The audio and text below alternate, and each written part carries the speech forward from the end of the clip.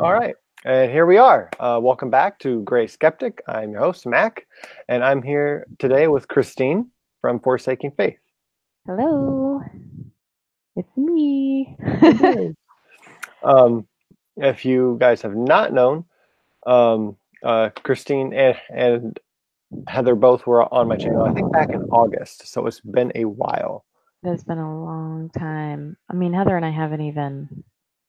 We just put something newish up.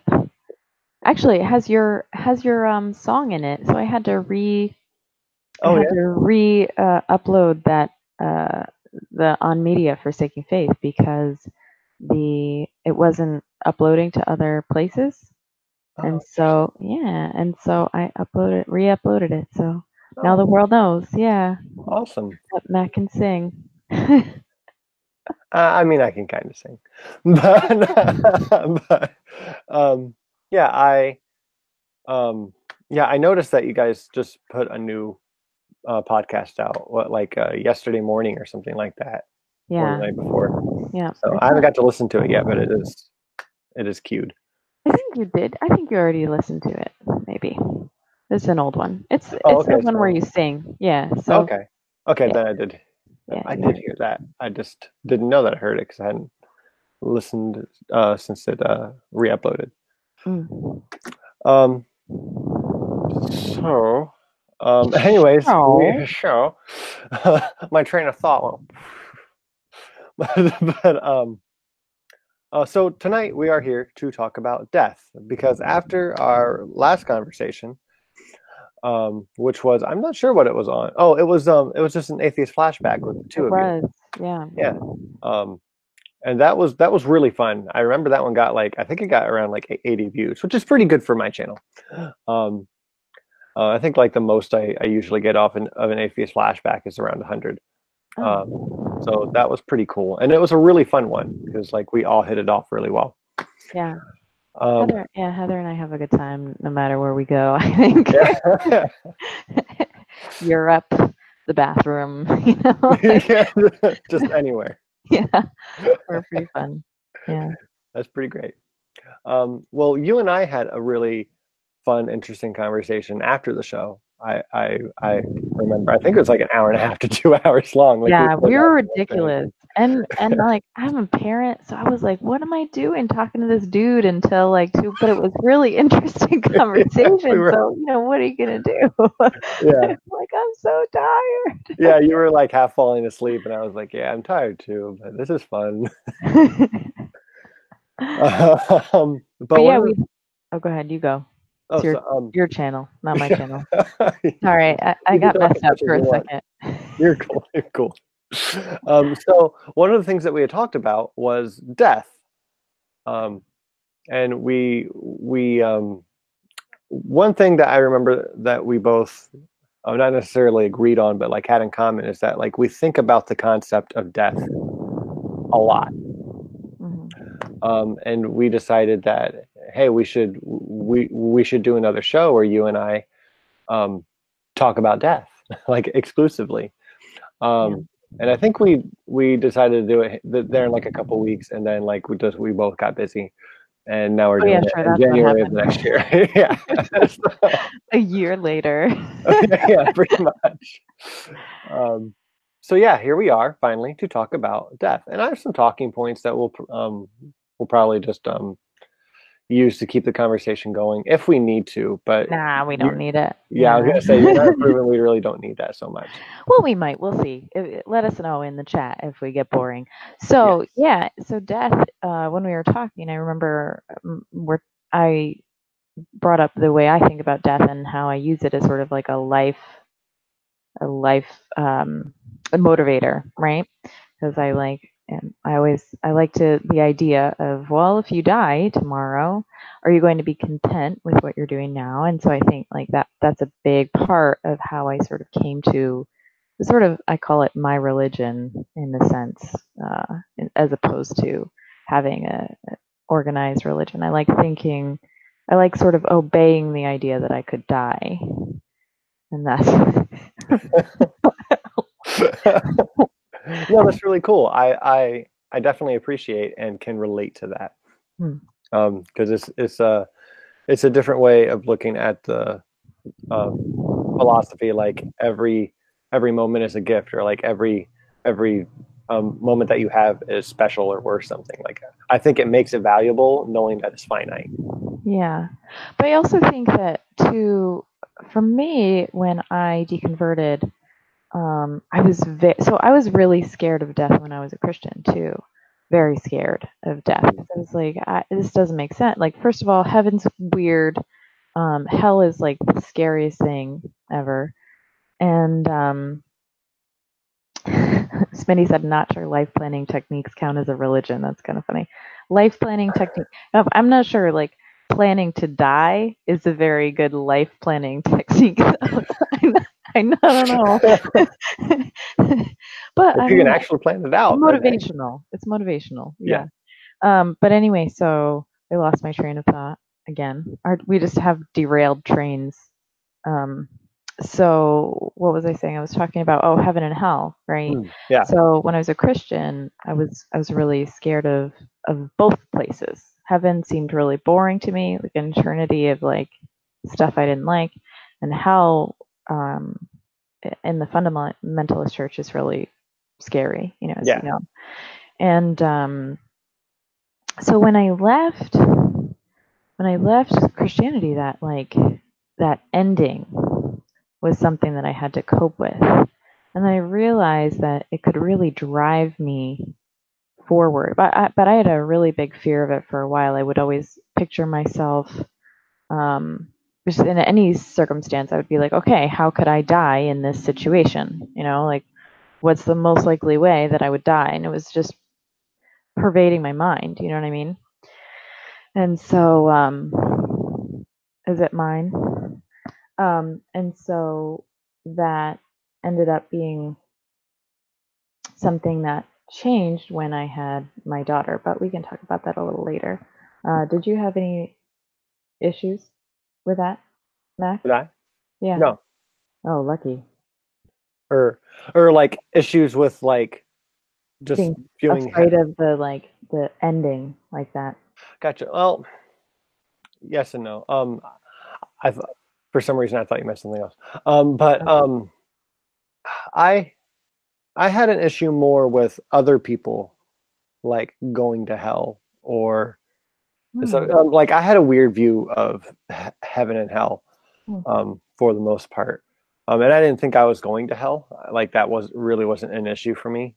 but, um, because I'm such a good person, right? But like I think I was one of those Christians who are like, oh no, I'm fine because I know the truth, right? Yeah. So um, Saved. yeah, I was saved. And then hell wasn't a burning eternity for me. It was an abyss, and it's pretty much just nothingness. So And hell was pretty much what death is now. yeah, Yeah. yeah, more or less. Except no one remembers you either. There's that too. Oh. So that was kind of weird, a little bit scary and sad. Like even sad for like the people who like weren't me. Um, like you don't want to see your friends burn in hell. Well, I don't want to see my friends or family like be forgotten and like not even remember that they ever existed. Was kind of the Huh.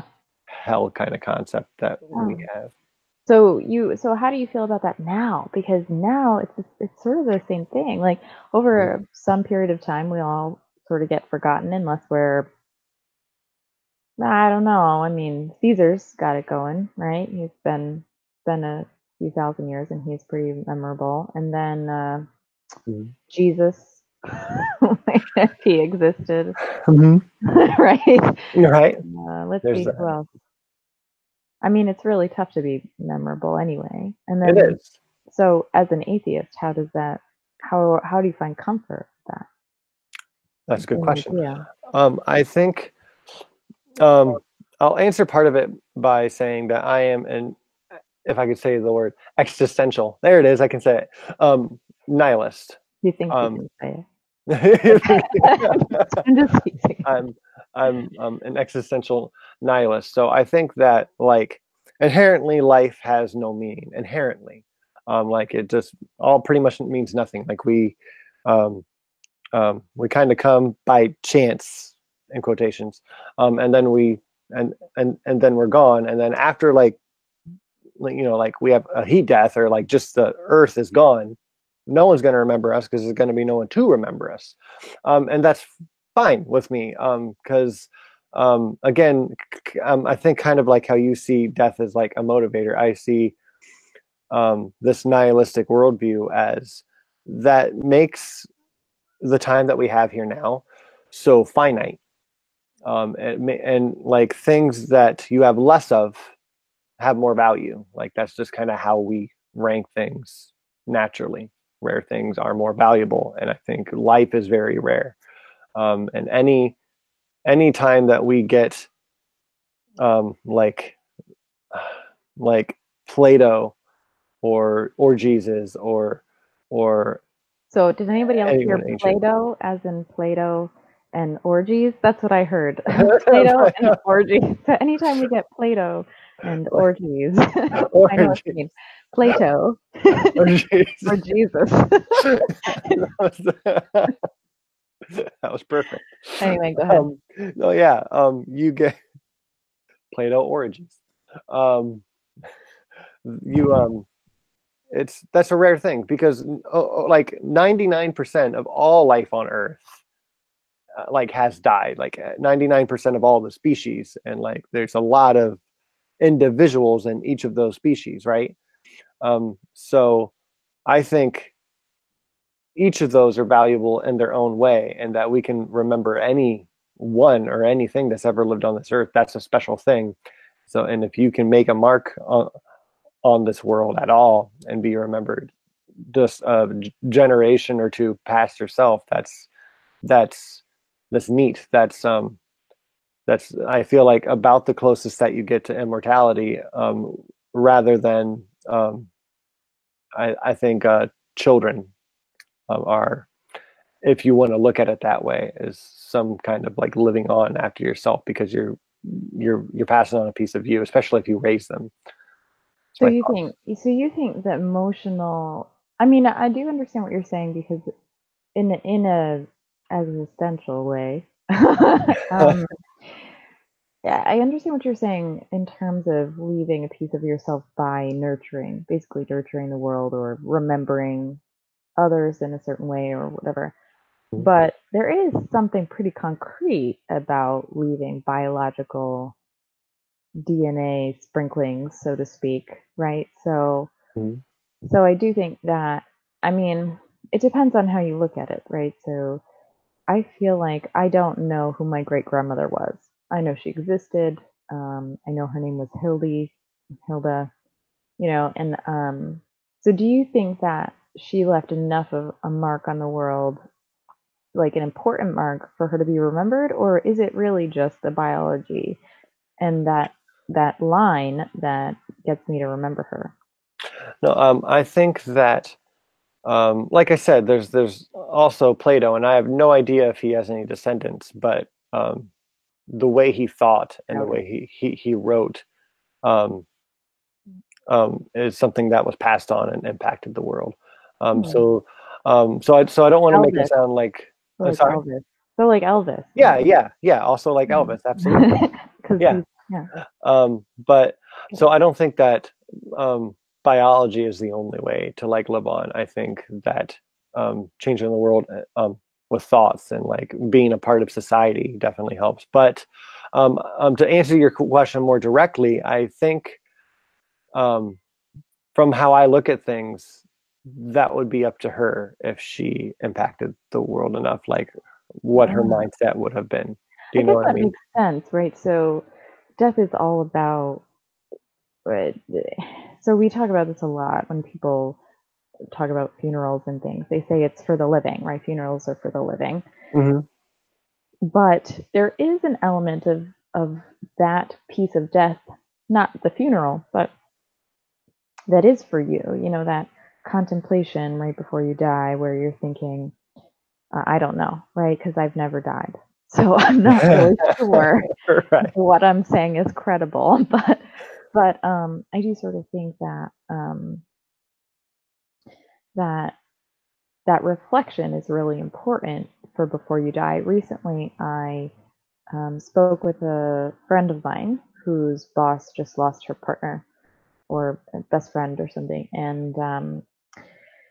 and her friend had said that she wasn't ready to die, and it's one of those things that I hear very commonly um, when I read, because I read a lot about death. Because what else do you read? I mean, like, I don't read anything else. this is a, but so anyway, the the so she wasn't ready to die. So there are these like death, basically assistants now that help you cope with the idea of dying and develop your legacy. And Oh, so like when you think about living on, right? It's not necessarily important to the future people that you live on. It's only important to you that you live on, right? Because it's very interesting dichotomy, I mhm. think, that happens and very personally that happens during death. You know what I'm saying? Sorry, sorry. Baby cooing. Yeah. Your legacy. Yes, one of my legacies, and then Mm. the other one was just staring at me over him. Oh, very nice. What are you doing? But yeah, I think that um, to a point, and like I don't want to sound like I'm disagreeing with myself, but I feel like there's so many concepts to look at. But I agree, kind of that these. Did you say like a death therapist or Oh what did you say? yeah, so Yeah, these are death counselors. death Yeah. counselor. Yeah, Hmm. that like you want to live for you, right? Hmm. To get the most out of life, like you want to be happy with it. And I think that goes as far as to what your goals are. If you have goals to really make a huge impact and have your name live on for some reason, then you need to make your life matter to like to someone else or to other people. Mm. And that's again, that comes back to you. Yeah. So it's still true to what um, that counselor would say. I imagine. Um, There's so much largesse in that, though. You know, so much like got to do something before you die, and I'm like, nah. You know, I mean, the fact that at least one person will remember me or has recognized that I witnessed my life. That mhm. essentially the reason I'm with my boyfriend is because I would like a witness for my life. You know, because otherwise, like, what's there? So he's just there to like be the other person who knew I existed once. You know, Yeah, he's not gonna know forever. He'll die, and that's fine. right. Um, but I definitely like that idea. But then, Yeah. go ahead. Um, it reminds me a little bit because I'm starting to read books now. Kind of. I'm listening to audiobooks instead of just um, all the atheist content on in our little community that we have. But I just listened to 1984, Oh, and that's a world where um, I mean, like if no one's read it, it's just about this government, basically Big Brother, who controls every aspect of your life, including including doubt. doubt. Yes, doubt and death. Like you can disappear, and they call it being vaporized because not only do like they take you and like kill you, they wipe you out of existence as if you never had. And many people in that society, when someone says that, um, or when someone goes missing, and you're like, "Hey, where did this person go?" and they're like, "Who?" And basically, it's like, "Oh, I guess that person never actually existed. Never mind," and you just Yeah, wipe it from your memory because that's what it is. And we don't want that obviously to happen to us. sure. Um, Yeah, but governments like that are not. Yeah, right. That's a good idea to not vote in people. yeah, don't vote in people like that. But Positive. yeah, I think it I think it just speaks to though um, that we do find it important while we're living to be remembered. to some degree, or not just have never existed at Oh least. yeah, I totally don't care. I mean, maybe I'm selfish. Maybe it's like rooted in my selfishness. It's funny. I just want to bring up before we go on. Smitty said, make sure you guys let your loved ones know to dispose of your meat as cheaply as possible. Um, and I do kind of want to be a tree. Like I kind of want to, you know how they make those pods and you bury it. I think it's disgusting. It's so weird. Like, I mean, I got a lot of nitrogen. Maybe I eat well enough to feed a tree. So like, a tree, I think.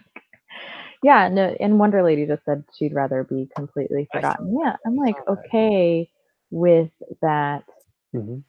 idea. Like the other day on Forsaking Faith, we actually talked, or not Forsaking Faith, Women of Deconversion. We talked about this, how the stages of grief are similar to deconversion, right? Right. And I think I said to Rachel or something, I said, "No, I want to die. I don't want to live forever. Like I want to die. Like that Mhm. is, I want to end. Sometimes like life is so exhausting and like and heavy, especially this era.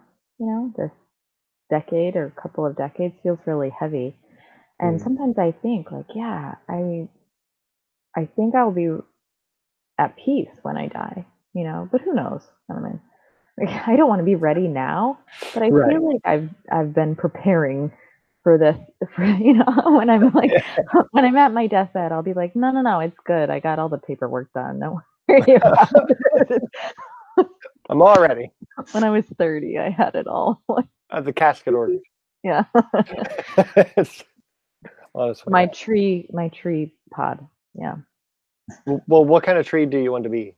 I don't care. You don't care? That's not what matters. It's just that my body doesn't like rot in a coffin somewhere. That seems Right. ridiculous. What a waste of Yeah. space. What a Yeah. waste of Earth's energy, you know? Yeah. I wholeheartedly agree with that. I think that's kind of a silly way to go about it. Mhm. And I guess I don't really know why we do it that way. I'm not sure if you know or Because might. I think it's because of the rapture, Oh, yeah. Okay. because we'll be caught up with them in the sky, or the dead will rise again. Mm-hmm. I think it has raptural. Who's in here that knows? I don't see Iowan or who's the other one. Always Mr. knows. Starkey or Yeah, Snarky. But no, Shane always knows. oh yeah, Shane. Yeah, yeah, Shane He's a good always one. knows. Anyway, go ahead. Um. Oh, I was gonna say because like the Egyptians even they wanted to preserve the body, and that's why we have mummification. See, I can't Mm. say that word. I could say existential, but I couldn't say mummification. Um, but yeah, there's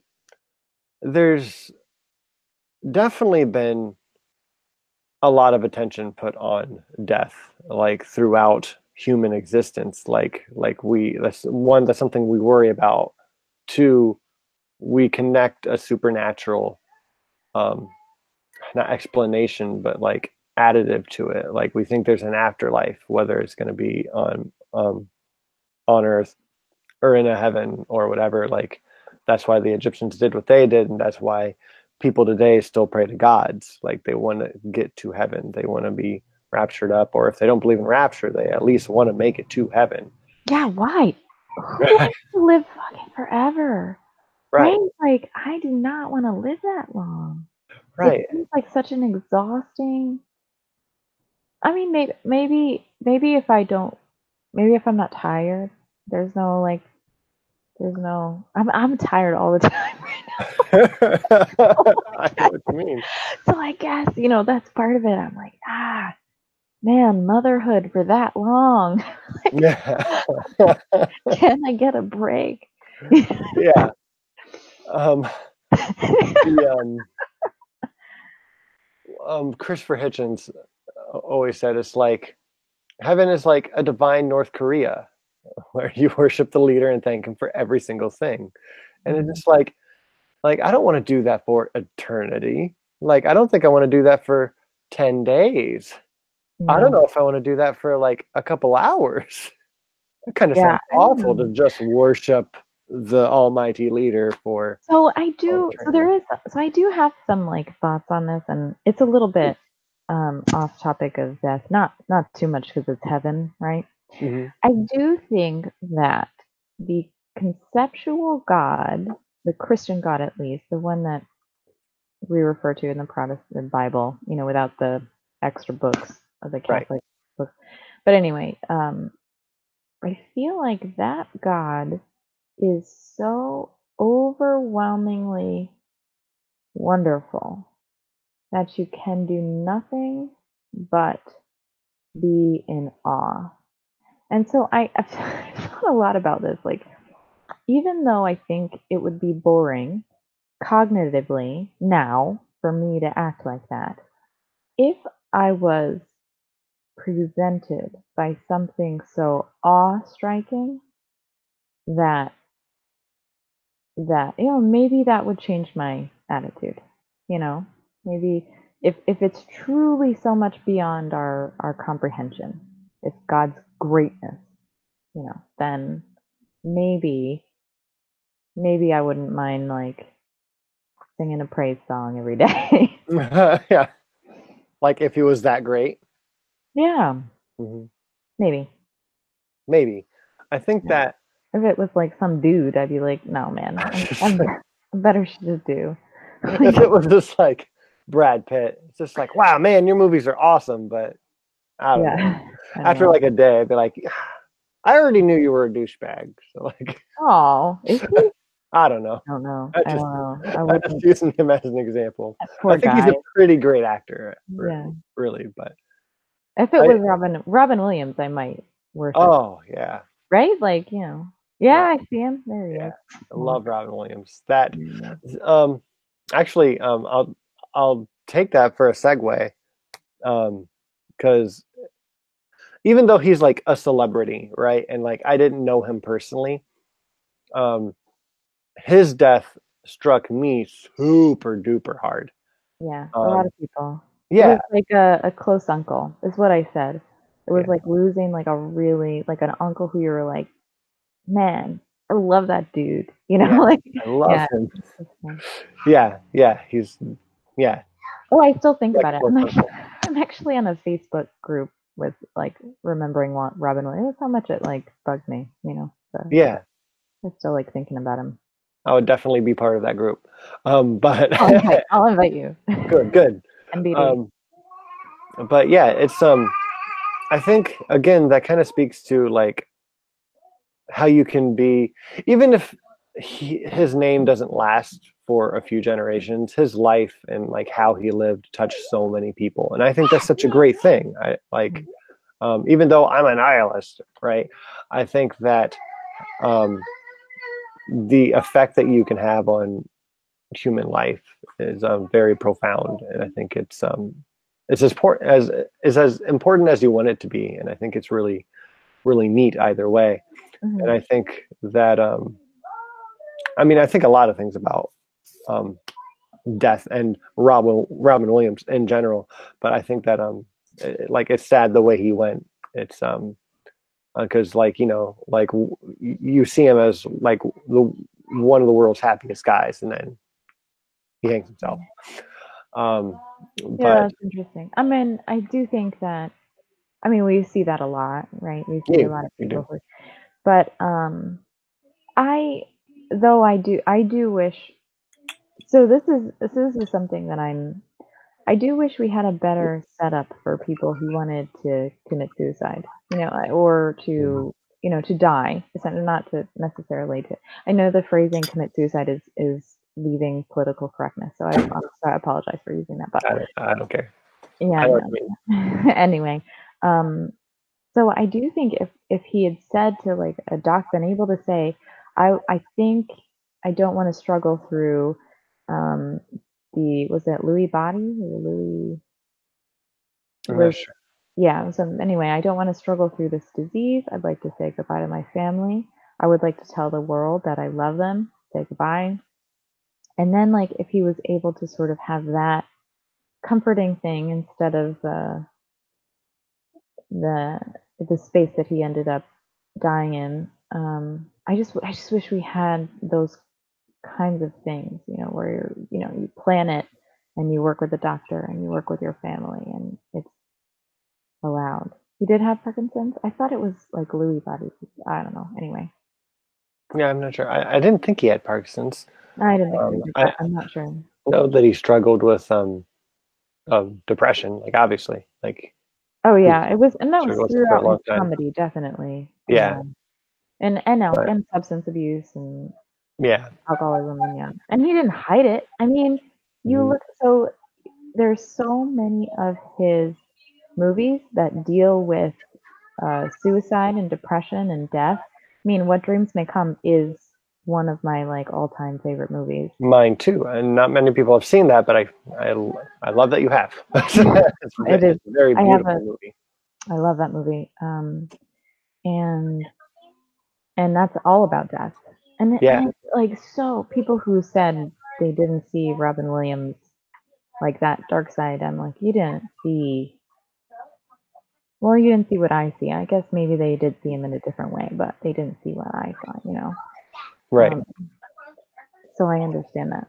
Yeah. Yeah, but he was so convincing, one, and two, like he had so much passion for what he was doing, and he picked so many wonderful, beautiful roles that, like, I don't care if some people just viewed him as a dirty old man who told like dirty jokes or whatever. Yeah. So I mean, if you look at, so I've done the digging right through the YouTube videos and the other things. If you look at his interviews and when he sends messages to people, like his legacy was really, I don't think it was his movies. I think it was the way he treated people and made them laugh. It was like his interactions with individuals that really made him the person that I remember. You know, Not that I met him. That'd be so chill. That'd be the Right. coolest thing, dude. If there was a heaven, he'd be like the first guy that I would want to meet. Yeah, yeah, me too. Be He's like, up yeah, there. sign me up for the Robin Williams line. Like, Yeah. screw Jesus, I want to meet Robin Williams. Like, Way better. I I think need to meet Popeye. I'd want to meet Gandhi too, but I think I wouldn't be able to tolerate him for very long. No? I'd just be like, you're so brainy. Like, you're so heady. He's kind of like the hippie of the Indian oppression. Yeah. Yeah, Yeah. we love. Like, I don't know if I'd want to meet Gandhi actually. No? I don't think so. I mean, like if I had eternity, like I definitely want to meet a Gandhi at some point. But I mean, he's not at the top of my list either. Mm, Like mm. Jim Carrey and Robin Williams were always like two of the really higher up ones on my list. And since like Robin Williams died, like I replaced him with Zelda Williams, his daughter. Yeah, Like that'd still be cool. I would love to talk to you for any length of time about anything. That would be amazing. yeah, Um, just to like get a glimpse of someone who is that close to him, and like I said, I believe in more or less that kind of immortality. I believe that there's a strong piece of him in his daughter, and that would be really cool to meet. yeah. So Speaking of daughters, mhm. so I was talking about death. Speaking of small girls, what, And death. and death? No, actually, this is really related. Okay. So when I gave birth, during that time, so I was still really afraid of death. And I had a hard time like thinking about, okay, like what happens even during my pregnancy. I was like, okay, what'll happen if I miscarry? And I had miscarried in the past, and it's not a good feeling. And you want to try to give that human space in a world that's slowly converting to not um, not viewing fetuses as human life necessarily, or at least full human life. And so there's this really delicate balance there. And so, but anyway, as I got bigger, and I spent time with my kid, I was like, in my belly, I was like, okay, if something happens, I'll have this time with her, and I really cherished that. And then I was still really afraid of death. And then one day I was just kind of hanging with my kid, and she was about maybe 3 or 4 months. And I realized that children don't care about whether or not they're going to wake up when they fall asleep. And it was such this beautiful inspiration for me of how to deal with death, you know, sort of have that mindset of a child to just trust your sleep, or not to wake you up, but just to be like that place where you're sleeping is like the peaceful place. And if I sometimes I'm not, I mean, my brain is certainly active when I'm sleeping, but I don't remember pieces when I sleep. And it's sort of, for me, that's what death is like. And so if I'm willing to give myself to sleep every night, then I have that same attitude towards giving myself to death, essentially. But I always think like, if I'm like hanging on a branch, at the end of my life, I'm going to be like, fuck it. It's not a big deal. Okay. Yeah. I don't know. I feel like I have less fight in me because of that than other people do. I don't know. Maybe I don't. But well, I mean, that's very like accepting. That's I think that's a healthy way to look at it. And it's not quite how I think I look at it, but I don't think it's any less like admirable. But yeah, I mean, I can appreciate that. The way I think that I look at it, I don't know, comparing it to sleep is the best way. I'll take it a different direction if that's okay. Yeah. Because I think of death a lot, like a lot. And I don't know why, but I do. Do you mind shutting the door too, please? Because I'm hearing you guys sing and stuff. I like their singing. Christine says she likes your singing. That's really nice. Thank you. Sorry. So. I have my own distractions. Anyway, so what is sleep like to you? Sleep. Oh, I mean, sleep. I don't think I can relate it to sleep. What I was saying is that I think of death a lot. Like, for some reason, I don't know if it's the movies I watched growing up or just the way my my OCD kind of works or what it is, but I relate so much to death. Just most situations, like specifically when I'm folding laundry, I think of the clothes getting wrapped around your neck and and then being hung and just like a horror film. No, no, it's like thinking of like that person's laundry that I'm folding, like whether it's like my kids or my wife's or something, and like I'm imagining for some reason that I'm folding their laundry after they've died, and like this is the last time I'm touching it, and how it's odd and it's sad and it's, or like what that's going to feel like when it actually happens. Yeah. Like they're gone now, and I have to go through all their stuff, and touching it is excruciating every time I fold laundry. Yeah. Wow, that's tough, Max. Dude, I mean, I think of death all the time, similar, like in the same, like with the same frequency. Although I think I'm growing up a little and maybe not, but it's still a lot. It's still quite a bit. So I relate to that. But that, I mean, you are. It seems like your brain is consumed by their possible death instead of like the celebration of their life. Like why one over the other? I'm not sure, and I'm not sure if it's necessarily something that I can willingly change. At least not like that. It's more of a because I I guess I don't like the concept and the reality of getting to know someone and then having them just not there anymore.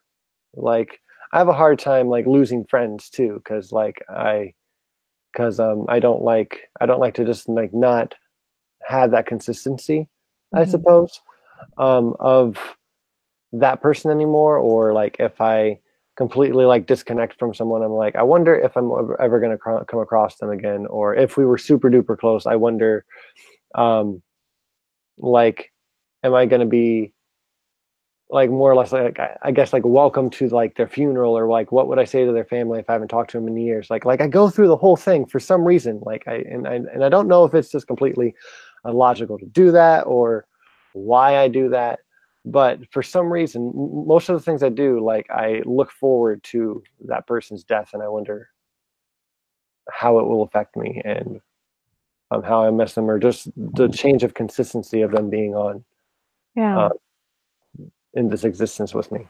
Mark Caesar says lock your friends in the basement. You won't lose them. As Yeah. long as I feed them, Well, I won't. I might. Yeah. I don't know if that will get you to keep your friends or Right, make them into a different kind of right. friend. That's just Or organizing. It's not a quite. different.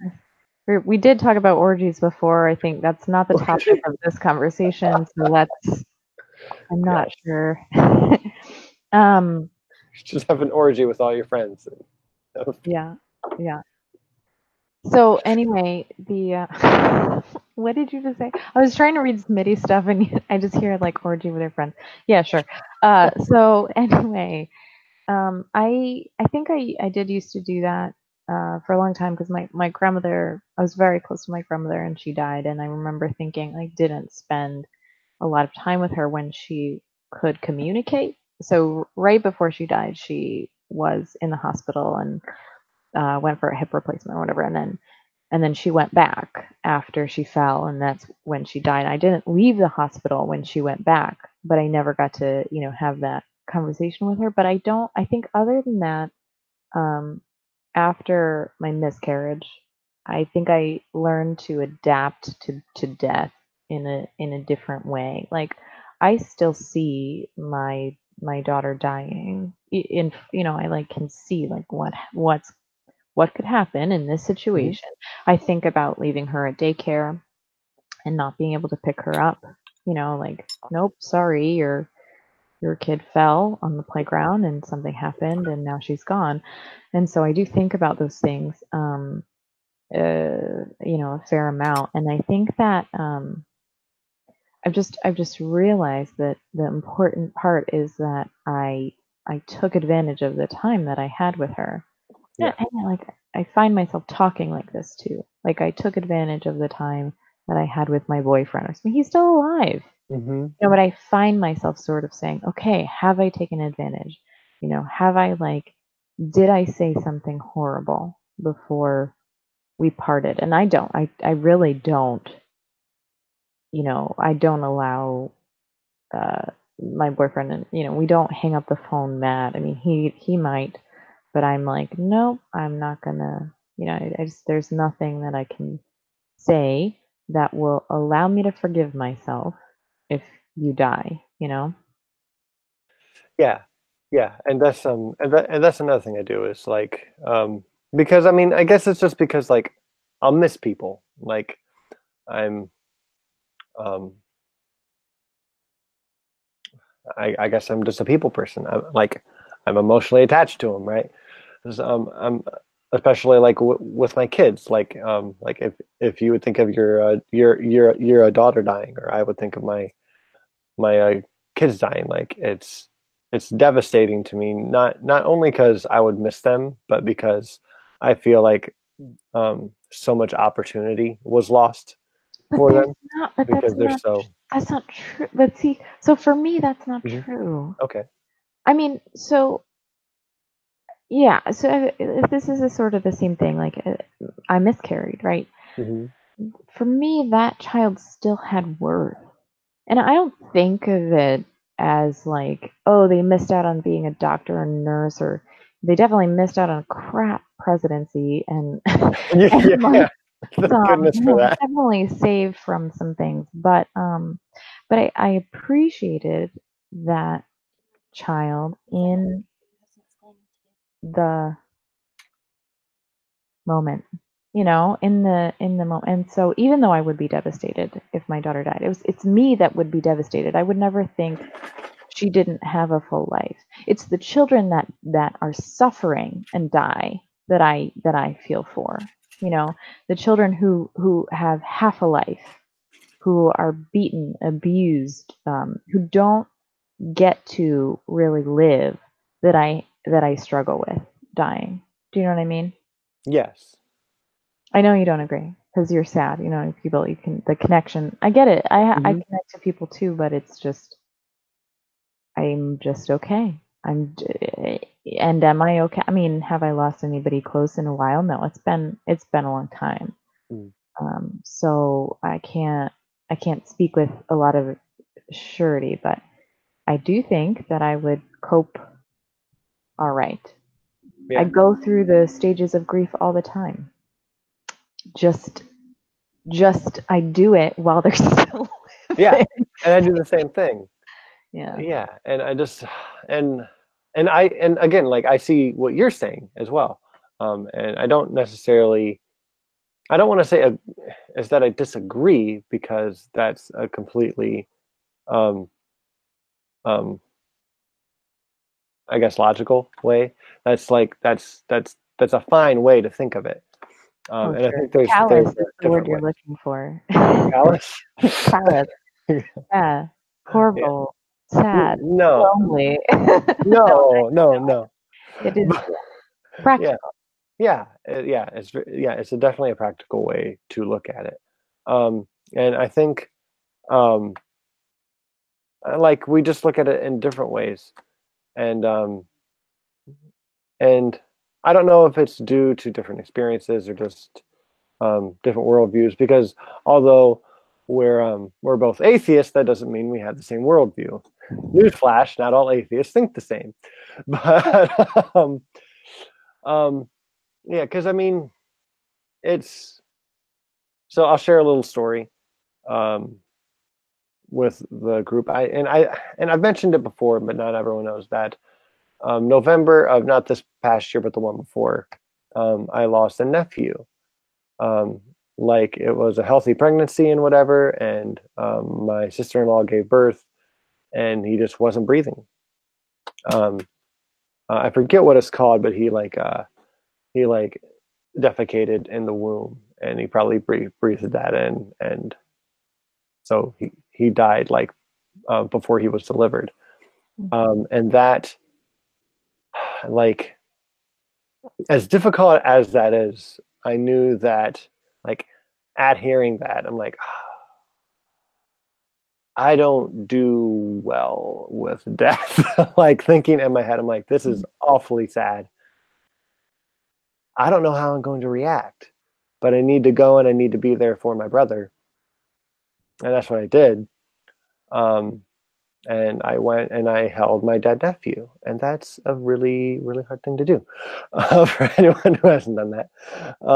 Because, like, I mean, it's having two kids. I've held two live babies, um, and I've also held a dead baby, and it's very different. And like, I still like I get the same feeling that I did before. Like that thought is just like I'm so sad for this little person who can't live their life.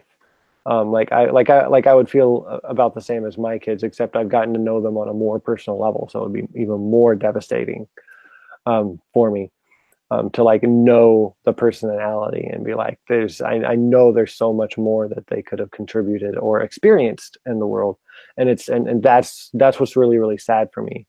Um, I'm sorry, Christy. I'm sorry. Like crying. Fuck. Oh, yeah, it's tough. I mean, yeah, I understand.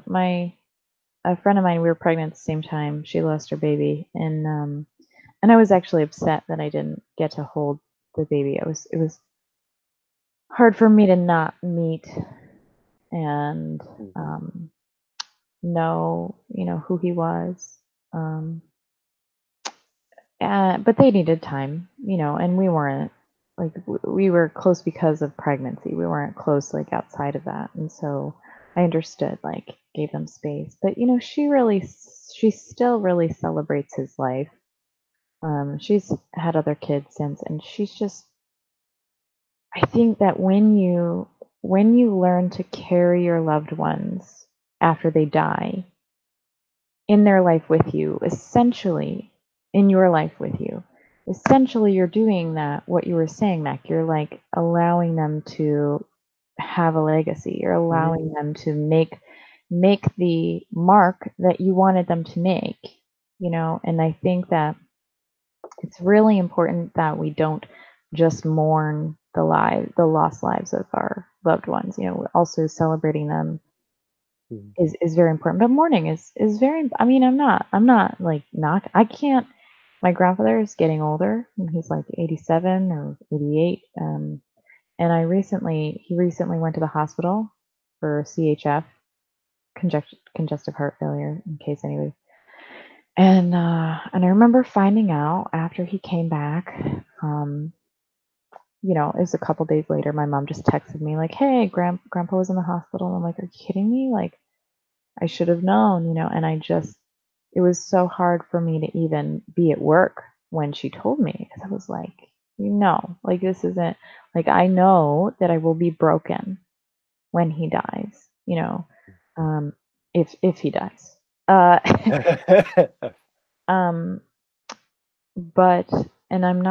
I'm not going to cope with it the way that I'm, kind of fronting here. I know that I'm not going to just be able to accept it and move forward. I'm going to mourn. I'm going to fold his laundry, but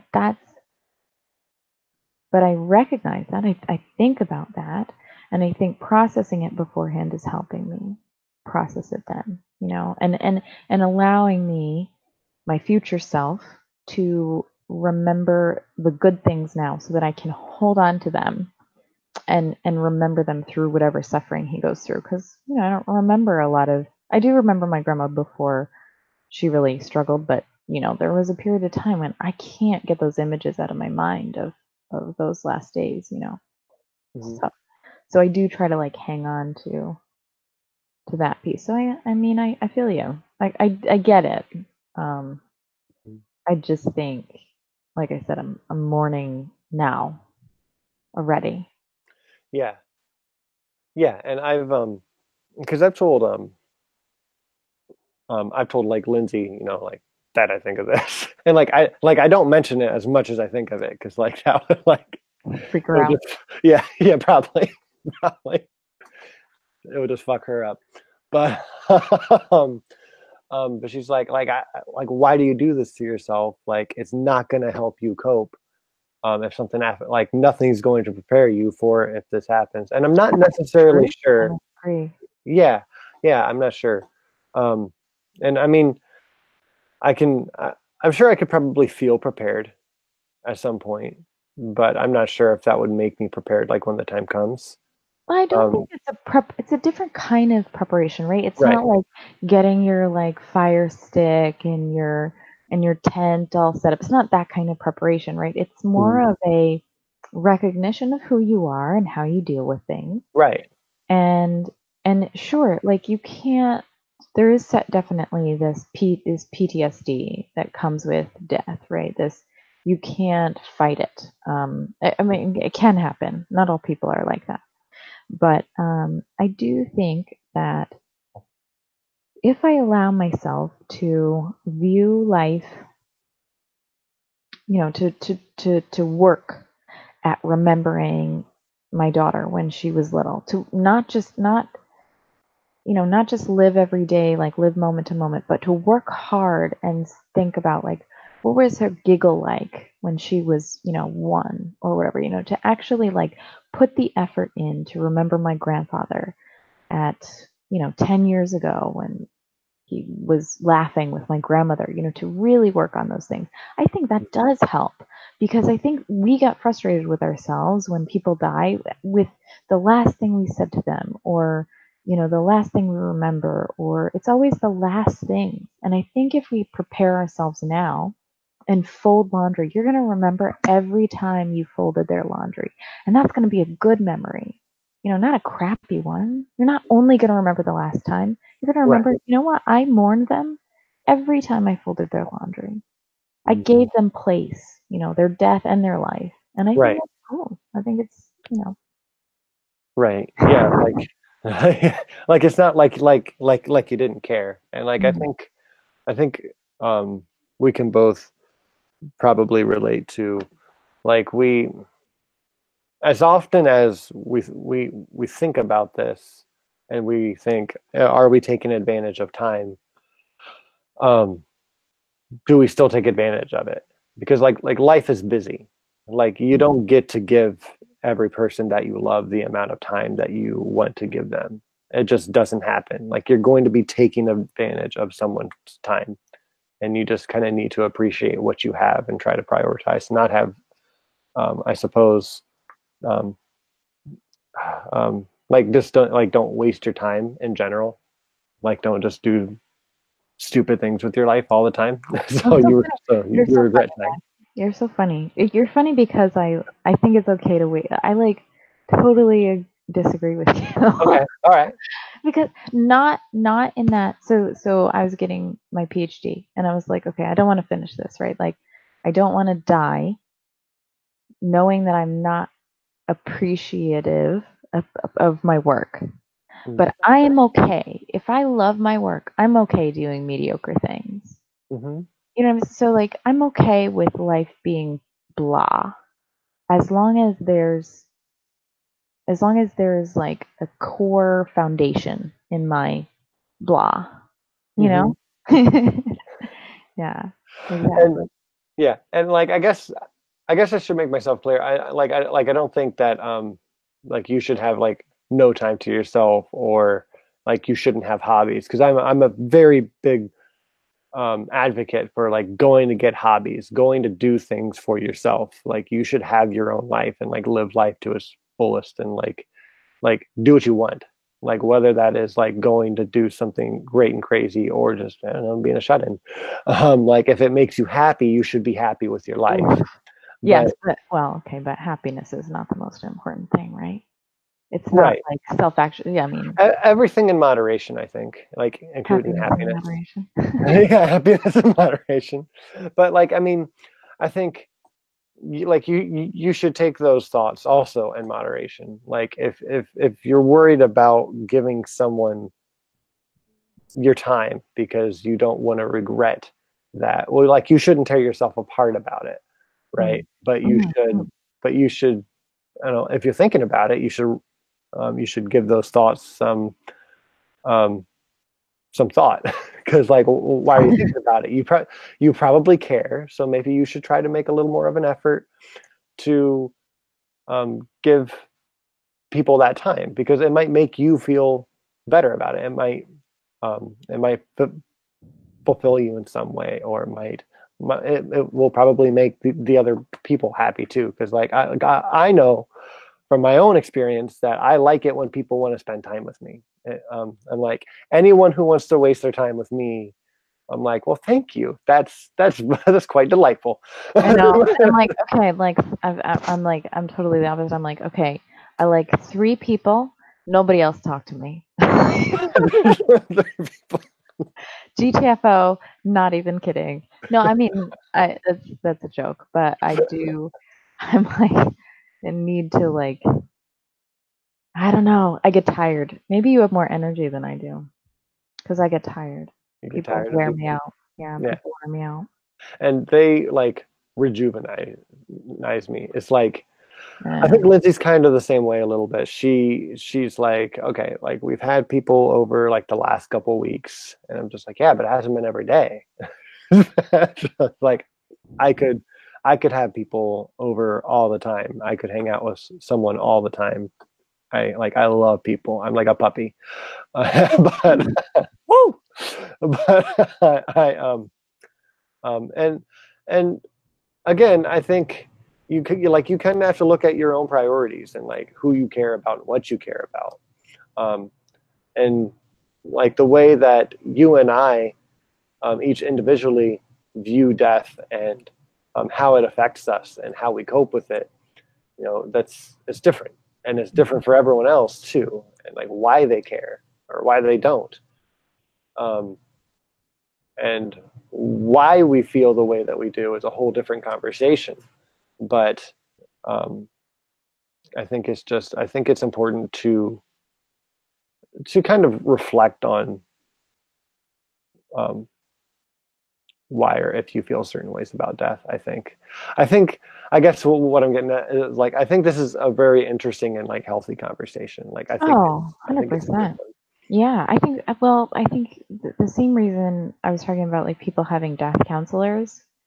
I do think that in this day and age, we glorify living long so much, like long life, health, Hmm. longevity. Longevity. Nobody, like, I don't think that, and I mean, we don't treat our elderly like we glorify long life, right? But we certainly think like, oh, I can be young, forever. I want to be young forever. I mean, how many Fountain of Youth stories are there? I actually don't know. Does anybody know how many? I don't. But so that idea that like we want to live longer to me is, like I said, it's very exhausting. I mean, you can't be a puppy forever, Mac, you know? No, I can try. Totally. Yeah. I mean, there was a time in my life when I loved people, and I still do. I still really enjoy people. It's awesome, but just interacting with people and learning them, I really enjoy that. But I do think that death will bring peace. I do think that just to just to be around each other, anxious, the way we look, how successful we are, the way we think, whether or not we're doing enough for society, like that's all very exhausting. And I mean, if you continue to make that change, that's fantastic, and to flourish, I love that.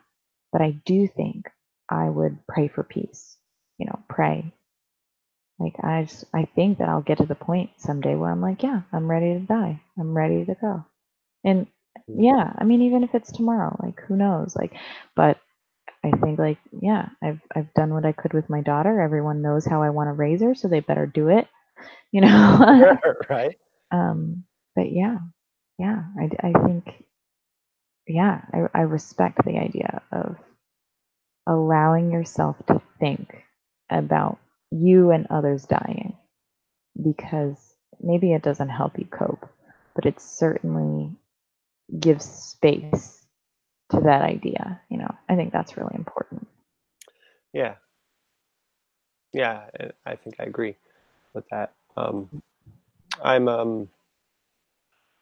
oh, Christine mentioned that I have what I guess qualifies as music on her channel. I have a song, Candle. Yeah. yeah. And I have a few songs, and another one is called "Disappear," and it's about death.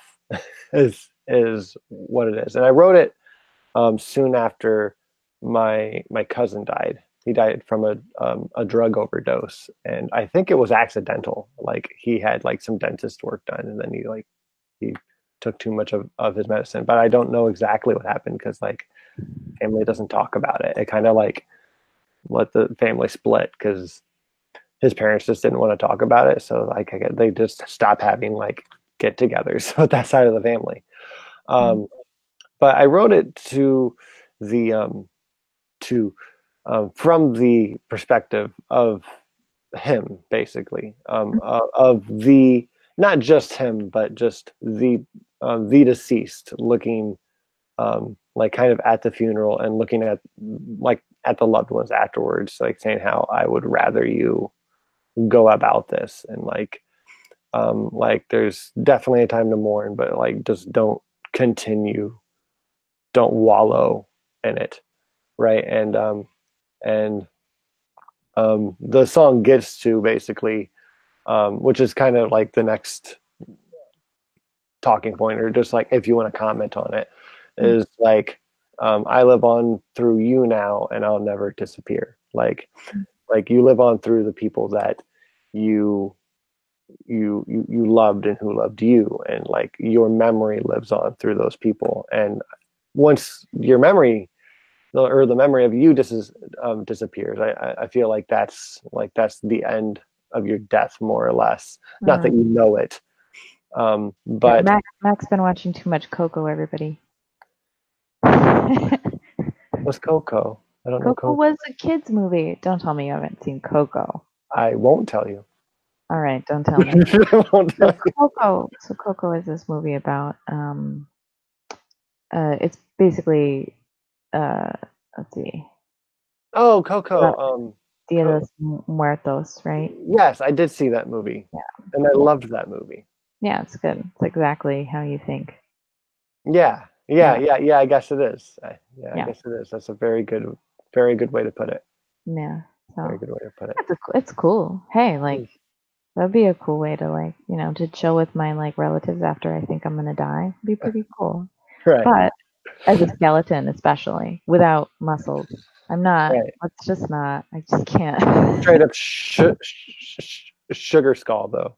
That's cool. Sugar skull. Yeah. And like, again, not that I think that we'll realize when we stop being remembered. Like obviously, I think when you die, consciousness ends. But I think that at least for the people still here, they can have some aspect of you, or like they can still feel like you're there with them by the impression that you left, and it helps them. Yeah, and I'm like, that's total BS to me. I saw your face, and like, oh nope, she's not buying it. Yeah, no. You die. Who cares? People may remember you, they may not, but it's fine. You lived. Mm-hmm. And see, I think this is it's so funny because I do say, like, we look at this in different ways. We absolutely do. And it's I feel like you and I, we have different, more or less, goals for how we want to be remembered, or I mean, I guess mostly that, like how we want to be remembered, and if we care if we're remembered. And that changes the expectations, or what would make us happy, with the knowledge that we would have dying. Yeah, someday Mac and I are going to talk about happiness, because that's a load of crap too.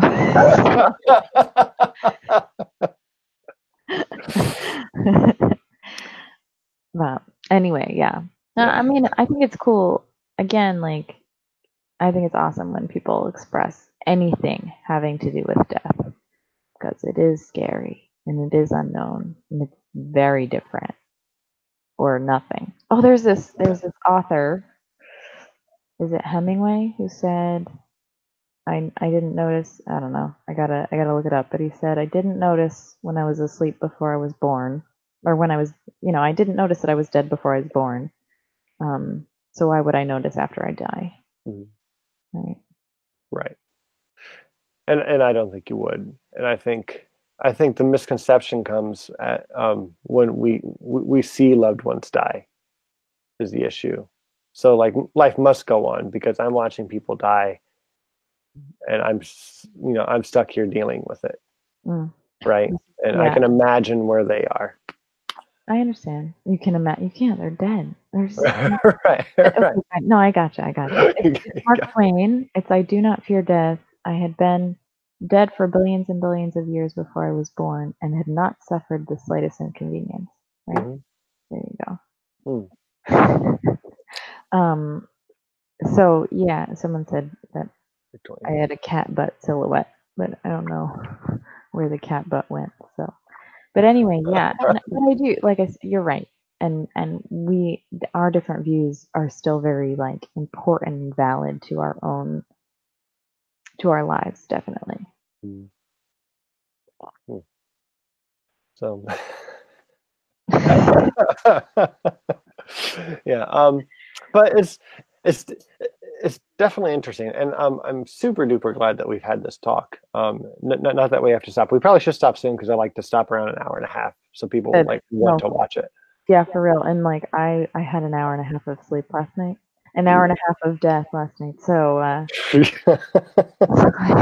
so my peace, I haven't caught up with my peace. I No? feel you. I feel you. Yeah. You need to go catch some peace and some Z's. Yeah. Does anyone have any questions for us in the live chat? I wasn't watching the live chat a super lot because I can't do that and focus on the conversation at the same time. Yeah, I did my best. An effects quote, yeah. Yeah, Christy, definitely. Yeah. Christy was taking care of it. I think she moderated pretty well. So Cool. She does that. yeah. I can keep her from moderating well. Oh, Smitty's playing video games. Oh yeah. Hemingway sucks. Yeah, Wonder Lady. Hemingway sucks. I love that. It's such a beautiful thing. Reese's, nah, I'm lost as fuck. I want to know what Wonder Lady thinks about Dostoevsky. No, wait, Wonder Lady and I have to have like a chat because I'm very interested in her. She's actually doing a question video, I think, response to the stages of grief episode that we did. So yeah, so it's been a pretty themey week in terms of death and sadness. Oh, and happiness. I feel like I missed most of it. And happiness. Check it out. Yeah. We'll definitely have to have a happiness talk. Oh yeah, I'm gonna tear you apart. I'm gonna you should. I deserve it. Yeah. Rip that happiness away from me. I don't even need it. No, it's not about that. We're not gonna talk about this now. Next time. So yeah. Okay. Well. I'm glad we've already found our next topic. Yeah. And Wonder Lady, I didn't think it was a bad thing. I'm just nervous. I'm just nervous. So. All right. Oh, look, my battery is running low, so now would be a great time. Perfect timing. So thanks everybody. I really appreciated being on your show again, Mac. It was really awesome. Thank you for coming on. It was very delightful. Yeah. You're definitely welcoming to my crazy ideas of death and callousness, and so I appreciate that. and you are you're also very inviting to mine. my goofy version of looking at death and probably too much. Yeah. No, you're good. You're not goofy. Anyway, we'll talk soon. Thanks for having me. That sounds good. Thank you, chat, for watching. Please just don't forget on this Friday night we have a premiere of our second episode of the Leah podcast on the Leah podcast channel. So go check that out. Me, Christy, and Nacho will be in the chat. And then the week after that we'll have a new topic, which we'll probably announce again during the premiere on Friday. So keep an eye out for that. Everyone have a wonderful week, and we'll talk to you all soon. Good night.